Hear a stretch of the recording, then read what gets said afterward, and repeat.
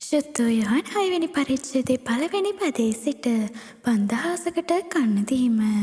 ඉන්පසු යේසුස් වහන්සේ ගලිලේ මුහුද වන තිබේරියස් මුහුදෙන් එක්කොටට ගියසේක. මහත් සමූහයක් උන්වහන්සේ අනුව ගියෝය.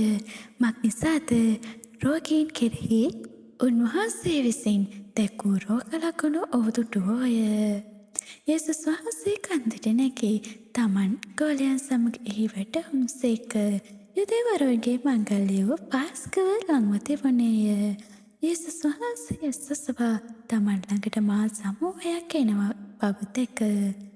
ඔවුන්ට කන්ට දෙන්න අපි කොතනින් රොටි මිලට ගනිමුදැයි පිලිප්ගෙන් ඇසූසේක. තමන් කරන්ට යන්නේ කිමැක්ද කියා තමන් දැනගෙන ඔහු සෝදිසි කරන්න පිණිස මෙසේ කීසේක. පිලිප් උන්වහන්සේට උත්තර දෙමින් එකිනෙකාට ටික ටිකවත් ලැබෙන පිණිස මසු 200ක රොටිත් ඔවුන්ට මතී කිව්වෝය.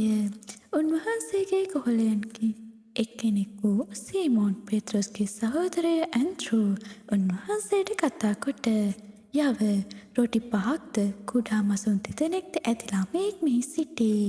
නමුත් මෙපමණ දෙනෙකුට ඒවා මොකක්දැයි කීවේය. මනුෂ්‍යයන් හිඳවා පල්ලා යේසුස් වහන්සේ කීසේක. එතැන්හි බොහෝ තනකොළ තිබුණේය. මෙසේ ගණන් වශයෙන් 5000ක් පමණ පුරුෂයෝ හිඳගත්තෝය. එවිට යේසුස් වහන්සේ රොටිගෙන ස්තුති කොට ඉඳගෙන ඉන්නවුන්ට බෙදා දුන්සේක. එසේම මසුන්ගෙන්ද ඔවුන්ට කැමති පමණ දුන්සේක. ඔවුන් තෘප්තියට පැමිණි කල කිසිවක් නැති නොවන පිණිස ඉතිරෝ කැබලි එකතු කරපල්ලායි උන්වහන්සේ තමන් ගෝලයන්ට කිහිසේක. මෙසේ මනුෂ්‍යන් කාලා යව රොටි 5න් ඉතිරෝ කැබලි එකතු කොට පැස් 12ක් පුරවා ගත්තෝය. එබැවින් ඒ මනුෂ්‍ය උන්වහන්සේ විසින් කළා වූ මේ හාස්කම දැක සැබෑවටම උන්වහන්සේ ලෝකයට එන්නා වූ අනාගත වතුරුමයි කීවෝය.